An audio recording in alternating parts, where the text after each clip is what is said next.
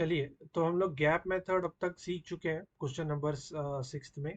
और अगर आपको वो नहीं समझ में आया है तो आप फर्स्ट ऑफ ऑल उसको एक बारी समझ लीजिए।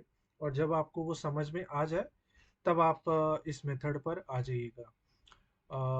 तो अब आ रहा है question number 7। In a group photograph there are 6 teachers in the first row and 18 students are in the second row. There are 12 boys and 2 girls among students. If the middle position is reserved for principal and if no two girls are together, find the number of arrangements. इसमें एक छोटा सा confusion है। उसमें जो principal की position है वो कहा जा रहा है वो मिडिल पोजीशन में।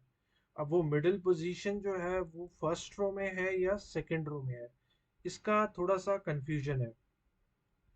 अब इसका क्योंकि थोड़ा सा कंफ्यूजन है, मुझे नहीं पता कि मैं इसको किस में लूँ, तो मैं दोनों तरीके से आपको सॉल्व कर देता हूँ। और फिर आप उसको डिसाइड कर लीजिएगा।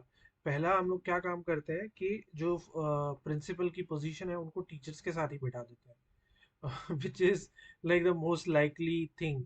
क्योंकि अगर प्रिंसिपल्स हैं तो वो स्टूडेंट्स के साथ नहीं बैठेंगे, टीचर्स के साथ ही बैठेंगे। बट आई डोंट नो, ये एग्जैक्टली क्लियर नहीं है इस क्वेश्चन में। मिडिल पोजीशन कहा जा रहा है कि middle position is reserved for the principal, है ना। And if no two girls are together, अब ये अगेन जैसा कि मैंने कहा, ये क्लियर नहीं है। और ऊपर वाले क्वेश्चन में लिखा, मतलब ऊपर वाली पॉइंट में लिखा गया 6 teachers are there in the first group. तो चलिए हम लोग एक काम करते हैं कि दोनों अज्यूम कर लेते हैं। The most likely thing is कि वो टीचर्स के साथ बैठे और वो नीचे उनके मतलब उन्हीं के रो में बैठे। ठीक है, यानी कि फर्स्ट रो में बैठे। लेकिन हम लोग दूसरे तरीके से भी सॉल्व कर देते हैं। तो देखते हैं। अच्छा देखिए, फर्स्ट ऑफ ऑल पहले हम लोग फर्स्ट रो का देख लेते हैं। तो फर्स्ट रो का जो केस है, वहाँ पर 6 टीचर्स और एक प्रिंसिपल्स है, मतलब 7 पोजीशंस है, 1 2 3 4 5 6 7। यहाँ पर प्रिंसिपल भी बैठेगा और बाकी जगह टीचर्स बैठेंगे। ठीक है, मेरे पास 6 टीचर्स हैं। तो 6 टीचर्स को मैं अरेंज कर सकता हूँ आपस में 6 फैक्टोरियल वेज में, 6p6 या 6 फैक्टोरियल, राइट। 6p6 को या 6 फैक्टोरियल वेज में कहा अरेंज करा जा सकता है। अब दूसरे रो की बारी आ जाती है कि 12 बॉयज और 12 गर्ल्स। तो अब यहाँ पर गैप मेथड आ जाएगा। और हमें कहा गया are in the second row 12 boys and find no two girls are together. क्योंकि ये तो क्लासिक केस है गैप मेथड का। तो हम लोग पहले क्या करते हैं, पहले 12 पोजीशंस में बॉयज को बिठा देते हैं।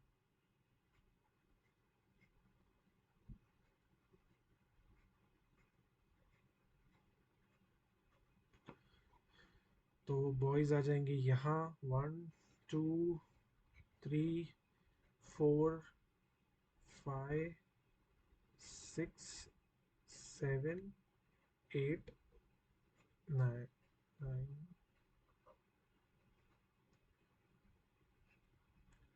10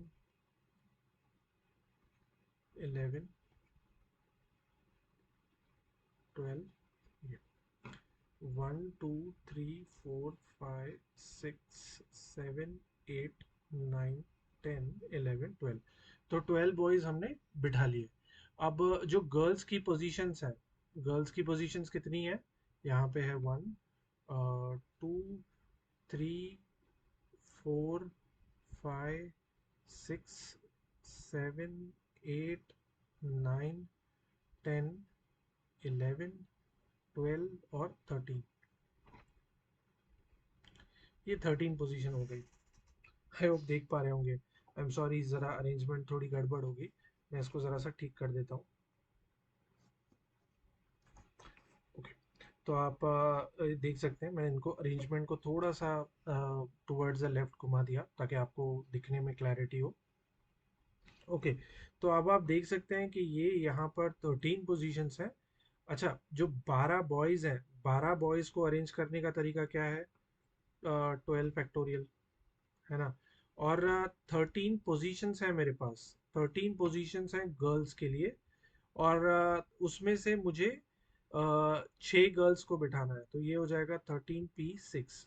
तो ये हो जाएगा 12 फैक्टोरियल इंटू, यहाँ पे हो जाएगा आपका 13 factorial upon 13 - 6 which is 7 factorial. तो ये हो जाएगा 12 फैक्टोरियल इंटू 13/7 फैक्टोरियल, और यहाँ पे जो पहले पोजीशन में आए थे हमारे पास 6 फैक्टोरियल इंटू 6 फैक्टोरियल। तो ये आंसर हो जाएगा। ये है पहला ऐसा केस जिसमें हमें कहा जा रहा है कि the principal is sitting in the first row. तो ये उस केस के लिए हम लोगों ने कर लिया।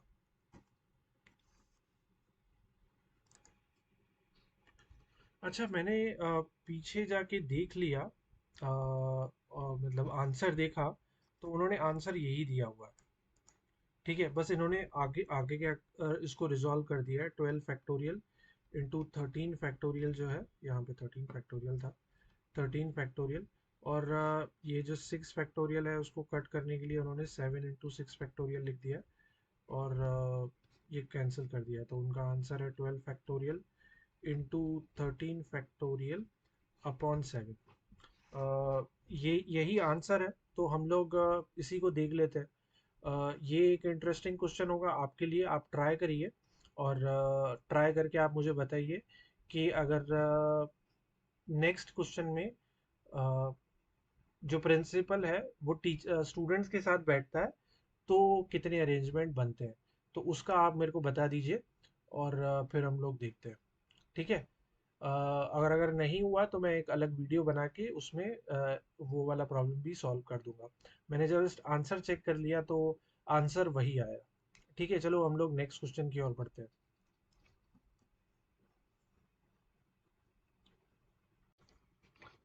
ओके, चलिए हम लोग 7th क्वेश्चन सॉल्व कर चुके हैं, हम 8th क्वेश्चन की ओर आते हैं।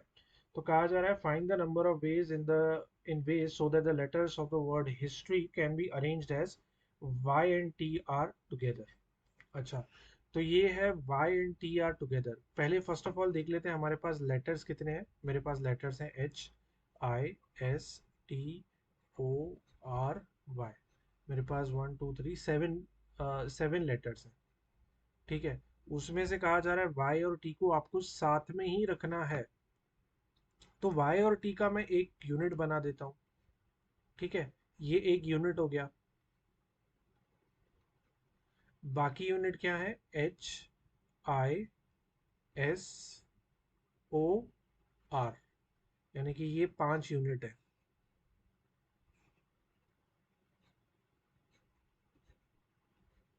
ये 5 यूनिट है, और ये एक यूनिट हो गया।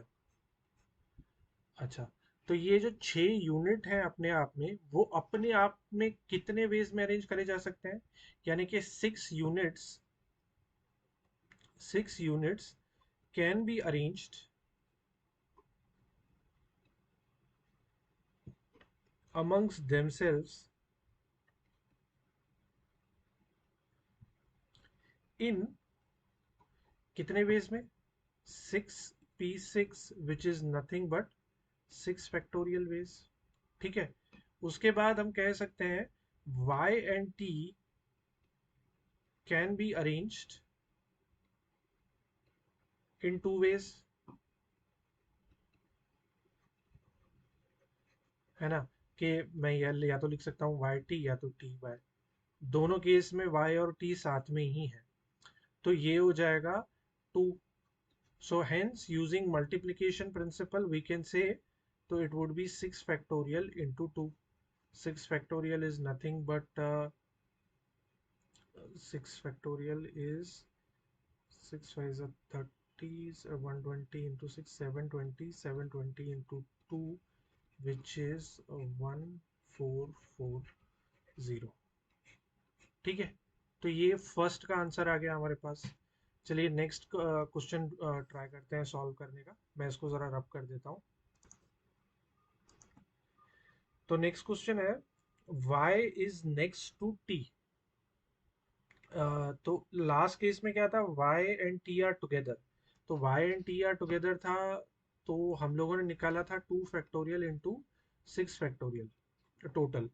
अब कहा जा रहा है कि y is next to t, तो यानी कि ये जो y is next to t यानी कि t के बाद आता है y, y is next to t, तो यानी कि ये पोजीशन फिक्स ही रहेगी। ठीक है, तो हम वही है कि इसको एक यूनिट मान लेते हैं और बाकी जो बच जाता है h i s t हो गया o r, तो यानी कि ये 5 यूनिट हो गए, ये 5 यूनिट और ये छठा यूनिट, 6th यूनिट। तो टोटल मेरे पास 6 यूनिट्स हैं। तो अगर मेरे पास 6 यूनिट हैं तो उनको मैं आपस में अरेंज कर सकता हूँ कितने बेस में, 6p6, which is nothing but 6 factorial, right. तो ये 6 फैक्टोरियल वेज में अरेंज करा जा सकता है, 6 फैक्टोरियल इज नथिंग बट 720। अच्छा चलिए क्वेश्चन नंबर थर्ड की ओर बढ़ते हैं। क्वेश्चन नंबर थर्ड कहा जा रहा है, यानी कि सी कहा जा रहा है देर इज नो रिस्ट्रिक्शन। अब अगर कोई रिस्ट्रिक्शन नहीं है, HISTORY, मेरे पास 7 लेटर्स हैं, ठीक है, मेरे पास 7 लेटर्स हैं, उनको मुझे आपस में अरेंज करना है, तो उसको कितने वेज में अरेंज करा जा सकता है, 7 फैक्टोरियल वेज में। अच्छा, अब है begins and and with a vowel. अच्छा तो देखिए मैं यहाँ पे डी लिख लेता हूँ, HISTORY। मेरे पास वॉवल्स कौन से हैं, आई है मेरे पास, ओ है, बस मेरे पास 2 वॉवल हैं और 5 कॉन्सोनेंट हैं। तो अगर मेरे पास 2 वॉवल्स और 5 कॉन्सोनेंट हैं और वो कह रहा है begin and and with vowel, तो यानी कि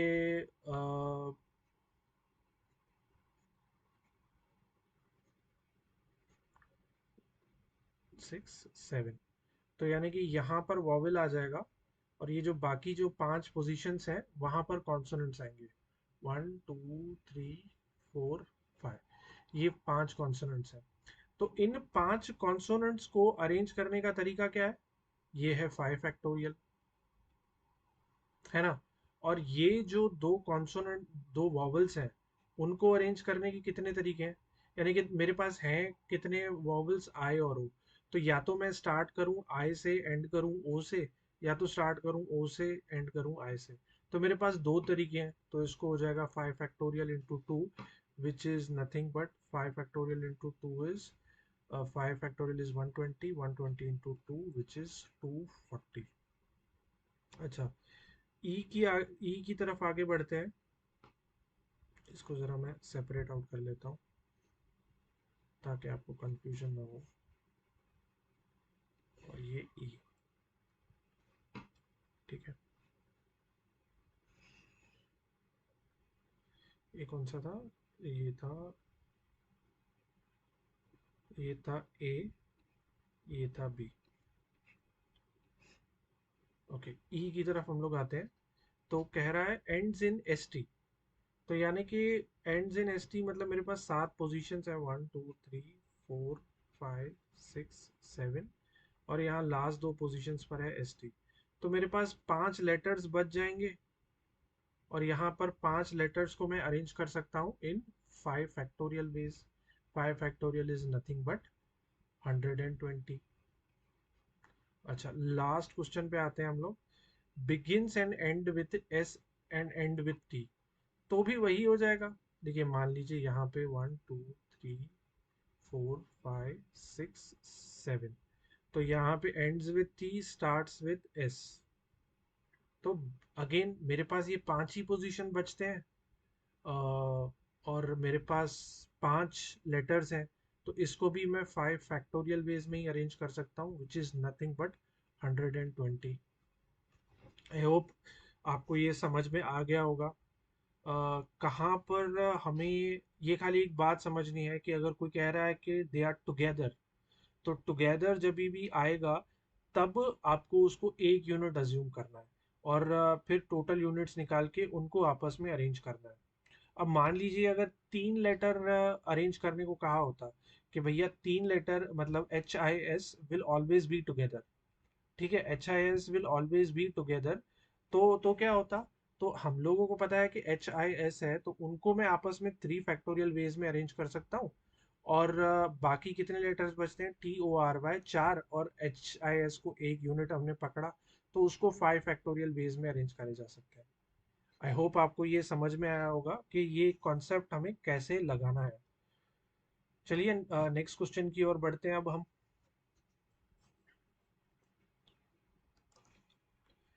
चलिए हम लोग नेक्स्ट क्वेश्चन की ओर बढ़ते हैं। कहा जा रहा है, find the number of arrangements of letters in the word Solapur so that the consonants and vowels are placed alternately. तो फर्स्ट ऑफ ऑल हम लोग लेटर्स देख रहे हैं, मेरे पास कितने हैं। तो मेरे पास लेटर्स हैं SOLAPUR। तो मेरे पास वॉवल्स कौन से हैं, 1, 2 और 3। मेरे पास 3 वॉवल्स हैं। और मेरे पास कॉन्सोनेंट्स कितने हैं, 4। अ, ये ये ये और ये। सो 4 कॉन्सोनेंट्स और 3 वॉवल। और कहा जा रहा है consonants and vowels are placed alternately. तो अब 4 कॉन्सोनेंट्स हैं, 3 वॉवल है, तो वो जाहिर सी बात है कि it has to start with a consonant. देखिए अगर मैंने वॉवल से स्टार्ट किया, मतलब मान लीजिए यहाँ पे वॉवल, तो मान लीजिए वॉवल 1, वॉवल 2, वॉवल 3। तो ये कॉन्सोनेंट कॉन्सोनेंट हो जाएगा। 3 कॉन्सोनेंट हो गए, बच गया चौथा कॉन्सोनेंट। तो फिर मैं चौथा कॉन्सोनेंट यहाँ पे लिखता हूँ। तो ये फिर दोनों साथ में हो जाएंगे, जो कि गलत हो जाएगा। तो यानी कि सीधी बात है कि it has to start with the consonant. ठीक है, कॉन्सोनेंट कॉन्सोनेंट कॉन्सोनेंट, और इनके बीच में हम लोग बिठा देंगे वॉवल्स को। यहाँ एक वॉवल, यहाँ एक वॉवल, यहाँ पे एक वॉवल। ठीक है, तो ये 4 पोजीशंस बन गई, राइट। तो अगर ये 4 पोजीशंस बन गई, सॉरी ये 3 पोजीशंस बन गई, 4 कॉन्सोनेंट और 3 इसकी। तो जो 4 कॉन्सोनेंट्स हैं उनको अरेंज करा जा सकता है 4 फैक्टोरियल वेज में। और 3 वॉवल्स को अरेंज करा जा सकता है 3 फैक्टोरियल वेज में। तो it will be 4 factorial into 3 factorial. 4 factorial is 24। 24 into 3 factorial is 6, which will be 24 into 6, right? 24 into 6 is 120. So there are 120 ways in which the word Solapur can be arranged so that consonants and vowels are placed alternately. चलिए next question की ओर बढ़ते हैं। चलिए हम लोग question number 10 की ओर बढ़ रहे हैं। क्वेश्चन नंबर 10 है, find number of 4 digit numbers that can be formed using digits 1 2 4 5 6 8 if digits can be repeated or digit cannot be repeated। तो फर्स्ट ऑफ ऑल तो हमें कहा जा रहा है कि पहले केस में ए में 4 डिजिट का नंबर बनाना है। हमारे पास लेटर्स या सॉरी डिजिट्स अवेलेबल हैं 1 2 4 5 6 और 8। माने मेरे पास 6 डिजिट अवेलेबल है। अगर 6 डिजिट्स अवेलेबल हैं और डिजिट्स को रिपीट करा जा सकता है, तो हर इस पे, हर डिजिट पे मैं 6 डिजिट्स रख सकता हूँ हर प्लेस पे। यानी कि या यूनिट प्लेस हो, टेंस प्लेस हो, हंड्रेड प्लेस हो, या थाउजेंड्स की प्लेस हो, इन सभी जगह पर मैं 6 नंबर्स को रख सकता हूँ। तो 6 डिजिट्स को रख सकता हूँ, तो ये उसका आंसर हो जाएगा 6 रेज टू 4, राइट। इसको आप कैलकुलेट कर लीजिएगा। अब बी है, digits can not be repeated. तो अब इस केस में पहले केस मतलब पहले डिजिट पर मैंने 6 रख लिए, तो अब मैं उसको दोबारा यूज नहीं कर सकता, तो मेरे पास एक कम हो जाएगा, which will be 6 into 5 into 4 into 3, which is 5 into 4 20 is 60 60 into 6 is 360। ठीक है, यानी कि 360 वेज हैं मेरे पास डिजिट्स बनाने के। ये तो मैंने सिंपल मल्टीप्लिकेशन प्रिंसिपल इस्तेमाल कर लिया।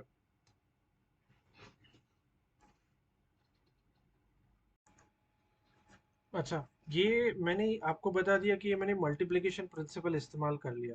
लेकिन मैं instead of using multiplication principle मैं परम्यूटेशन भी यूज कर सकता था। देखिए मेरे पास 6 डिजिट्स हैं और मेरे पास 4 पोजीशंस हैं। तो इसेंशली मैं कर क्या रहा हूँ कि I am arranging 4 objects out of 6। तो मैं कह सकता हूँ 6 objects can be arranged in 4 positions in 6p4 ways, which is nothing but 6 factorial upon 6 minus 4 factorial, which is 2 factorial. तो इसको मैं लिख सकता हूँ 6 factorial upon 2 factorial, which is nothing but 6 into 5 into 4 into 3। तो ये और ये आंसर सेम है। यहाँ आप देखें, ये जो मैंने मल्टीप्लिकेशन प्रिंसिपल लगाया था और यहाँ पे मैंने परम्यूटेशन प्रिंसिपल लगाया। तो ये मैं आपके ऊपर छोड़ता हूँ कि आप क्या करना चाहेंगे। आप प्योरली मल्टीप्लिकेशन प्रिंसिपल लगाना चाहेंगे या आप परम्यूटेशन प्रिंसिपल लगाना चाहेंगे, ये आपके ऊपर है। किसी प्रॉब्लम्स में आपको कौन सा अच्छा लगता है वो आपके ऊपर है। चलिए हम लोग नेक्स्ट क्वेश्चन की ओर बढ़ते हैं।